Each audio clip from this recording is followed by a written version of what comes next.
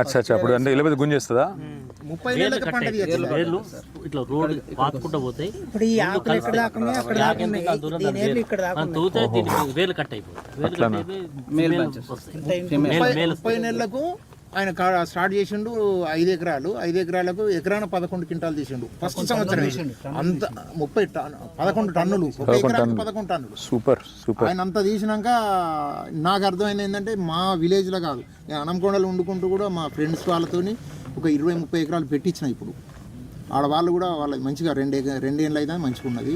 ఇక్కడ కూడా అందరికీ నేను ప్రతి ఒక్కరికి ఇప్పుడు ఏంటంటే నేను ఒక ఆదర్శంగా ప్రతి రైతుకు చెప్తాను, నేను 30 ఏళ్ళకి తీయచ్చు, 30 నెలలకే మీరు ఏం అంతర్ పంటలు కూడా అక్కర్లేదు. దానిలో ఏం లేదు. ఆయిల్ పామ్ రైతులు అవసరమైతే రేపు మాకు ఎలక్షన్ కు బాకీ ఇస్తారు అన్నట్టు, పైసలు సంపాదించి మాకు అవసరమైతే ఇస్తారు. పచ్చి రోడ్డు వేసినట్టు భూమి అవును, అదే అన్న నర్మెట్టలో ఒకటి పెట్టిండ్రు, నర్మెట్టలో పెట్టిండ్రు. అదే ఇంకొక 30 రావాలన్నది కేసీఆర్ గారు ఆనాడు ప్లాన్ చేసిండ్రు. నిర్మల్ ప్రతి జిల్లాకు ఒకటి.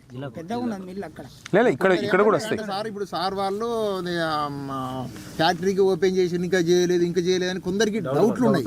ఆ డౌట్కు నేను ప్రతి ఒక్కరికి ఏం చెప్తా అంటే, ఫస్ట్ సంవత్సరం 360 ఎకరాలు పెట్టింది సార్, సెకండ్ సంవత్సరం 1800 ఎకరాలు పెట్టారు, ఇంకో సంవత్సరం 3600 ఎకరాలు పెట్టారు. మరి ఇవన్నీ కలిస్తేనే సార్కు ఆ ఫ్యాక్టరీ నడవాలంటే ఇవన్నీ కలిస్తే అవుతుంది. మూడో సంవత్సరం అది స్టార్ట్ కాలే సార్, కనే కాదు వట్టిగా బదనం చేసి అది వేరే, అది వేస్ట్. గిట్టుబాటు కావాలంటే సార్కే కాదు, ఏ ఫ్యాక్టరీకైనా కొంత మినిమం ఉండాలి కదా, లేకపోతే ఎక్కడికి వెళ్తుంది. ఇప్పుడు వస్తుంది, ఇప్పుడు 2020 ఇప్పుడు స్టార్ట్ చేసినా కానీ మనకు పర్ఫెక్ట్ గా. ఇప్పుడు మీ ఊళ్ళోనే 40 ఎకరాలు అయిపోయి ఇంకేంది ఇక, మంచిది అవుతుంది ఇక. ఏ ఊరు అంటారు మీది? గుమ్మడవెల్లి. ఇప్పుడు మొత్తం భూపాలపల్లి జిల్లాలో ఎంత ఉంది అని అన్నారు? 4600 ఎకరాలు ఇప్పుడు ఉన్నది. నెక్స్ట్ ఇక మరి ఈ లెక్కన పెరగాలి మరి. ఇప్పుడు చాలా మంది పెడతా ఉంటున్నారు సార్ మొక్కలు కనుక ఉంటే. ఇప్పుడు కూడా అందరికి అవగాహన వచ్చింది సార్. అవునా? ఇప్పుడు మొక్కలు షార్టేజ్, అప్పుడు మొక్కలు ఎక్కువ ఉన్నాయి, ఇప్పుడు మొక్కలు షార్టేజ్. మొక్కలు కేసీఆర్ మొదలు ఏడికెళ్ళి తెప్పించిండు తెలుసా? 1,00,000 మొక్కలు పెట్టక చనిపోయి. కాదు ఏడికెళ్ళి తెప్పించిండు తెలుసా? మొదలు మొక్కలు మలేషియాకి వెళ్ళి తెప్పించిండు.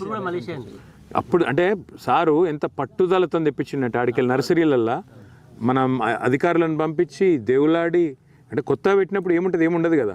ఒక అశ్వరావుపేటలో కొంతుండే 60,000 ఎకరాలు 50,000 ఎకరాలు ఉండే అంతే. ఇప్పుడు 3 లక్షలు దాటింది. ఇప్పుడు మనం భారతదేశంలో నెంబర్ 1 ఎరికేనా మీకు? వీళ్ళందరూ ఇంటాను, మరి వీళ్ళకి పొలాలు ఉంటే వీళ్ళు కూడా చేయాలి. అక్కడ 40% హాఫ్ టైప్ మొక్కలు ఉంటాయి సార్. ఇలా హాఫ్ టైప్ మొక్కలు అంటే అది చెట్టు బాగుంటుంది, దిట్టగా ఉంటుంది, కానీ దాని గలేలు రావు, అవి వట్టిగానే పోతుంది. దానికి బలం అంతా లాక్కుంటాయి కానీ ఏం రావు. అవి వాళ్ళకి 40%, ఒక ఎకరానికి 40% అవే వచ్చినాయి. కానీ మన దగ్గర అక్కడ రైతులు నేను తీసుకొచ్చిన, ఇక్కడ మన దగ్గర వాళ్ళు చూస్తే ఎంత ఆనందపడతానంటే ఇంత మంచిగా ఉన్నాయి మీకు అని చెప్పి వాళ్ళు చాలా ఆనందపడ్డారు. నేను అందరికంటే ఎక్కువ ఆనందపడేది కేసీఆర్ సార్. ఎందుకంటే నిజంగా చెప్తున్నా, ఎందుకంటే ఆయన ఊకే మీరు అందరు వరి అంటే ఎట్లా? ఎందుకంటే వాడు కేంద్రంలో కొంటలేడు, వాళ్ళతోనే బాధ ఉంది. ఒకసారి మేము కేంద్రంలో ఏమైంది తెలుసా? వడ్లు ఎక్కువ తక్కువ వండుతున్నాయి, మా దగ్గర బియ్యం కొనాలంటే కేంద్రంలో పీయూష్ గోయల్ అని మంత్రి ఉంటాడు, ఆయన మాత్రం ముఖం పట్టుకొని అన్నాడు, అరే మీ దగ్గర గట్ల ఎట్లా పెరుగుతాయివా, ఏం చమత్కారం చేసిరు మీరు అన్నాడు.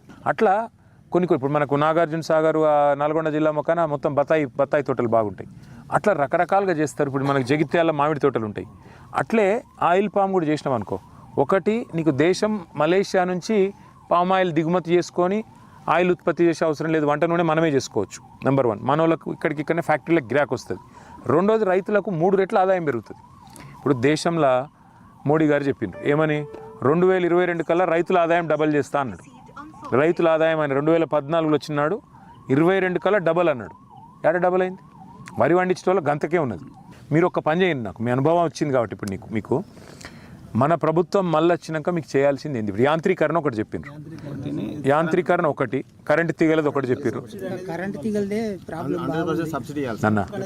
దానికి మలేషియాలో ఏం ఉపాయం చేసారో తెలుసుకుందాం, ఎందుకంటే వాళ్ళు ఎప్పటి నుంచో చేస్తాను కాబట్టి. అవసరమైతే మనకు మలేషియాలో కూడా తెలిసిన వాళ్ళు ఉన్నారు, నేను రమణారెడ్డి సాబ్ని అవసరమైతే పంపిస్తాను, ఒకసారి పోయి చూసి వస్తాడు.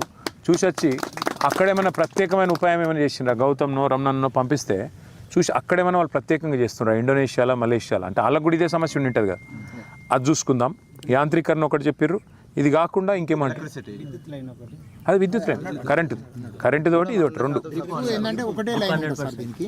డ్రిప్ 100% అన్నారు మీరు. డ్రిప్ ఒకటే లైన్ ఉంటుంది సార్. ఫస్ట్ ఒక 4 సంవత్సరాల దాకా ఒక లైన్ సరిపోతుంది. అన్న 4 సంవత్సరాల తర్వాత